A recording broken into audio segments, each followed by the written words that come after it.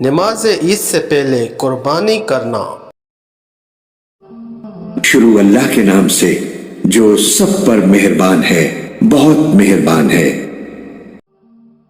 شعبہ نے زبید سے بیان کیا، ان سے شعبی نے، ان سے برا بن عازب رضی اللہ عنہ نے، انہوں نے کہا کہ نبی کریم صلی اللہ علیہ وسلم نے قربانی کے دن خطبہ دیا اور آپ نے فرمایا کہ اس دن سب سے پہلے ہمیں نماز پڑھنی چاہیے، پھر خطبے کے بعد واپس آ کر قربانی کرنی چاہیے۔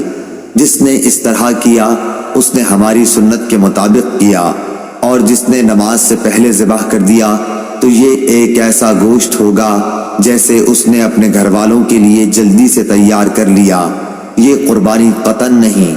اس پر میرے ماموں ابو بردہ بن نیار نے کھڑے ہو کر کہا، یا رسول اللہ، میں نے تو نماز پڑھنے سے پہلے ہی ذبح کر دیا، البتہ میرے پاس 1 سال کی ایک پٹھیا ہے جو دانت نکلی بکری سے بھی زیادہ بہتر ہے۔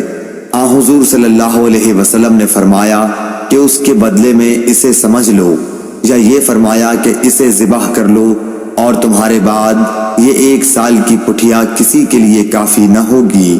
صحیح بخاری حدیث نمبر 968۔